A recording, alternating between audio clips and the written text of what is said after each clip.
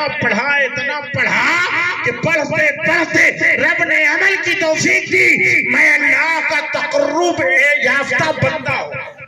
حضرت غوث اعظم فرماتے ہیں، آپ کہتے ہیں کہ میں اپنے مدرسے میں پڑھا رہا تھا، راوی بیان کرتا ہے کہ حضرت غوث پاک پڑھا رہے تھے، بچے پڑھ رہے تھے، حدیث کی کتاب پڑھا رہے تھے، دوران پڑھائی ٹھنڈی کا زمانہ تھا، آپ اپنے شانہ مبارک پر کندھے پر چادر ڈالے ہوئے تھے، میاں مائک والے آواز چل نہیں رہی تیری، کیا ڈالے ہوئے تھے؟ چادر۔ اچانک غوث پاک کا چہرہ بدل گیا، لوگوں نے دیکھا رنگین ہو گیا، آپ نے اپنا دست کرم اپنی چادر کے اندر داخل فرمایا، توجہ دیجئے، داخل فرمایا، اور تھوڑی ہی دیری میں جب نکالا تو آپ کی انگلیوں سے پانی کے قطرات ٹپک رہے تھے۔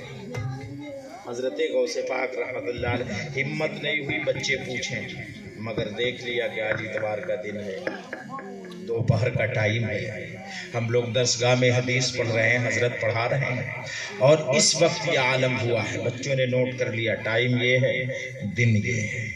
سوچا جب وقت ٹھیک ہوگا، موقع محل بڑھ گیا ہوگا تو حضرت سے پوچھا جائے گا۔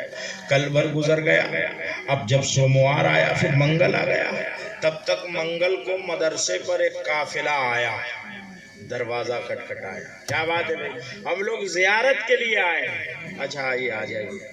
سب جب آئے تو سب نے کہا آپ کا کرم ہے، نوازش ہے، عنایت ہے۔ کس بات پر؟ سرکار غوث پاک سے کہا سرکار اس وقت ہم بچتے نہیں، ڈوب جاتے۔ بچے آنکھیں پھاڑ پھاڑ کے دیکھ رہے ہیں، کیا کہنا چاہتے ہیں یہ؟ تو ان لوگوں نے کہا کہ ہم جہاز میں سفر کر رہے تھے، سمندر میں پانی والے جہاز پر سفر کر رہے تھے، اچانک ہمارا جہاز ہوا کے بھنور میں پھنس گیا، اب تب جب ہمارا جہاز ڈوب جاتا، ہم مر جاتے، بادبان نے نا امیدی ظاہر کی، تو اے آقا میں آپ کا مرید تھا، میں نے کہا المدد یا غوث اعظم شیئن للہ، اتنا کہنا تھا کہ میں نے دیکھا پانی سے خاک نکلا اور اس نے ہمارے کشتی کو پکڑ کے ساحل نجات پر پہنچا دیا۔ میرا ایمان، ایقان، وجدان کہتا ہے کہ یہ آپ ہی کا دست کرم تھا۔ حضرت غوث اعظم مسکرائے اور کہتے ہیں میرے رب نے مجھے یہ قدرت دی ہے کہ میں اپنے چہیتے کی مدد سمندروں کے مجدار میں کر دیا۔ غور کریے، ہم سب اس غوث اعظم کے ماننے والے۔ اب میری تقریر ختم ہوگی، میں نے جس آیت کریمہ کو اپنی تلاوت میں استعمال کیا تھا وہ آیت شریفہ ہے الا ان اولیاء، ٹرانسلیشن تھا خبردار بے شک اولیاء۔ کون اولیاء؟ اولیاء کے معنی دوست ہوتے ہیں، اولیاء اللہ، اللہ کے ولی، لا خوف، کوئی خوف نہیں رکھتے، ولا هم يحزنون، اور نہ ان کو کوئی غم۔ بس اسی بات کو بیان کر کے تقریر ختم کرتا ہوں۔ خوف آنے والے حادثات سے رکھا جاتا ہے، غم کچھ کھو جانے پر ہوتا ہے۔ اولیاء نہ آنے والے حادثات سے خوف زدہ ہوتے ہیں اور نہ ہی کچھ کھو جانے پر غمگین ہوتے ہیں۔ حضرت غوث اعظم کے ساتھ بھی ایسے ہی کچھ ہوا۔ آپ ایک بار عشاء کی نماز پڑھ کے گھر چلے گئے، پھر تہجد کی نماز پڑھنے کے لیے آپ مسجد گئے، تو جب مسجد گئے تو آپ نے دیکھا وضو خانے میں ایک آدمی بیٹھا ہے جس کی آنکھیں اس کے کان تک پھٹی ہوئی۔ آپ نے کنکھی سے اسے دیکھا، وضو فرمایا، مسجد میں تشریف لے اور نماز پڑھنے لگے۔ تب وہ سانپ کی شکل بن گیا، وہ جن سانپ کی شکل بن کر آیا، سرکار غوث پاک کے پاؤں میں لپیٹ لیا۔ آپ نماز پڑھتے رہے، قیام میں تھے، قیام سے رکوع کیا، آیا آپ کی کمر میں لپیٹ لیا، رکوع سے سجدہ کیا، آپ کی گردن میں لپیٹ لیا، سجدے سے اٹھے، آپ نے رکعت پوری کی، بیٹھ کے قعدہ کیا تو آپ کی گود میں بیٹھا رہا، جب سلام پھیرنے کا وقت ہوا تو آپ کی گود سے اترا اور غائب ہے۔ آپ نے نماز پوری کر لی تو بھاگے نہیں، یہاں کا کوئی آدمی رہتا تو بھاگ جاتا کہ نہیں؟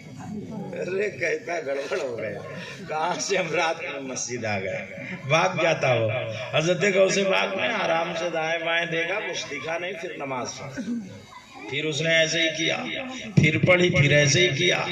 جب پوری تعداد رکعت پوری کر لی تہجد کی اور نکل کے آئے تو پھر وہ آدمی وضو خانے پر بیٹھا ملا. جب وہ دیکھا تو کھڑے ہو کے ادب سے ہاتھ باندھ لیا اور کہا میرے آقا میں نے سینکڑوں اولیاء کو آزمایا ہے. میں نے جب انہیں آزمایا اور ڈرایا تو میں دیکھا کہ وہ اندر سے اگر تھامے ہیں تو باہر سے ڈر رہے ہیں. میں نے دیکھا اگر باہر سے تھامے ہیں تو اندر سے ہل رہے ہیں. مگر قسم باللہ کی جس کے قبض قدرت میں میری جان ہے، میں نے قرآن کی آیت پڑھی الا ان اولیاء اللہ لا خوف علیہم ولا هم يحزنون. خبردار، اللہ کے ولیوں کو نہ کوئی خوف ہے نہ کوئی غم ہے. جب میں آپ کو ڈرانے آیا تو میں نے دیکھا کہ نہ آپ اندر سے ڈرتے ہیں نہ باہر سے سہمتے ہیں. بڑی کوشش کی، جدوجہد کے بعد ہار کر انتظار کر رہا ہوں. میں نے آیت پڑھی تھی، آج تفسیر دیکھی ہے. میں نے تھیوری پڑھی تھی، آج پریکٹیکل دیکھی ہے. قسم باللہ کی وہ آیت تھی، غوث اعظم تم اس کی تفسیر. نعرہ تکبیر، نعرہ رسالت، مولانا عمر فاروق صاحب کی بلا امجدی. نعرہ تکبیر، نعرہ رسالت. سبحان اللہ. خدا کے فضل سے ہم پر ہے سایہ غوث اعظم کا، ہمیں دونوں جہاں میں ہے سہارا غوث اعظم کا. واہ کیا مرتبہ اے غوث ہے بالا تیرا، اونچے اونچوں کے سروں سے قدم آلا تیرا. سر بھلا کیا کوئی جانے کہ ہے کیسا تیرا، اولیاء ملتے ہیں آنکھیں وہ ہے تر. کی سیرے چمن پھول چنی شاد رہے. یہ تیسری تقریر تھی. آپ بھی آباد رہیں. دعا ہے کہ مولا تعالی ہم لوگوں کو سننے سے زیادہ عمل کرنے کی توفیق فرمائے. خالی غوث اعظم کا مرغہ یاد نہ رہے، ان کی تلاوت ہے، ان کی تہجد گزاری، عبادت گزاری، اطاعت شعاری بھی یاد رہے. یہ مسجد آپ نے اپنی کاوش اور محنت شاقہ اور کٹھور پریشرم سے بنوایا ہے. آپ کی گاڑھی رقم لگی ہے، اس کا پیٹ بھرنا چاہیے. اس کا طریقہ یہ ہے کہ آپ سب پنج وقتہ نمازی بن جائے. دیکھیں تمام آفاتوں اور بھلاؤں کے بھگانے کا نام نماز ہے. بڑی عظیم عبادت ہے. بندہ اگر اپنے اللہ کی بارگاہ میں سرخرو ہونا چاہتا ہے تو اسے چاہیے کہ وہ نماز پڑھے. ہر بوڑھے اور بزرگوں سے میری گزارش ہے کہ وہ خود پابندی کریں. جب ماں باپ پابند ہوتے ہیں تو اولاد بھی پابند ہوتی ہے. یہی گھر ہے مسجد کے پہلو میں. ہر وقت آپ نماز پڑھنے آئے اور پابند ہو جائیں.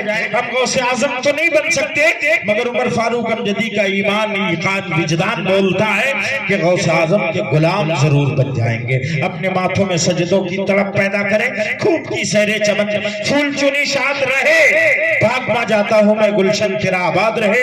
السلام علیکم ورحمۃ اللہ وبرکاتہ. کھڑے ہو کر بارگاہ رسالت مآب میں ادب و